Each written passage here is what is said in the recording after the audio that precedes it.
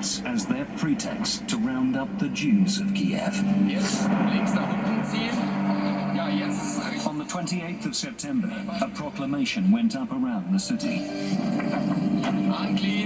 It ordered all Jews to come to the junction of Melnikov and Deterevska Street at 8 a.m. the next day.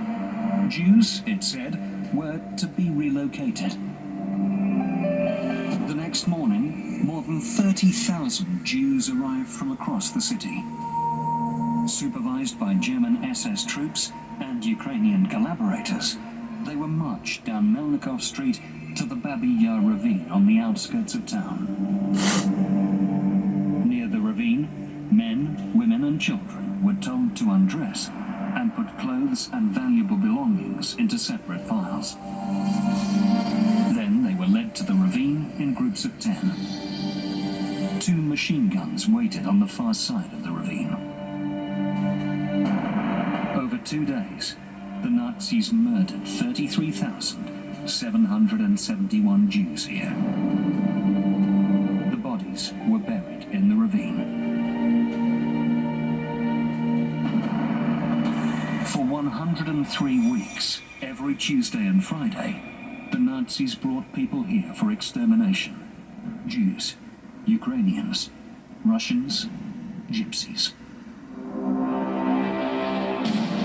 YAR was used for executions for exactly 2 years, the 29th of September 1941 to the 29th of September 1943. By summer 1943, the Nazis had begun to cover their tracks.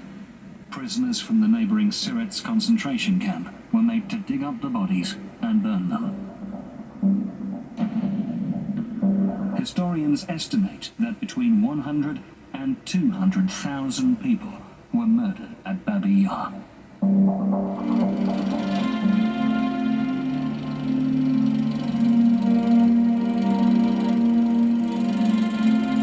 These massacres were the first indication of the kind of new order that the Nazis planned to bring to the Soviet Union. The war in the East had become a war like no other. This was now a struggle for existence. For the Soviet Union, there could only be victory or annihilation.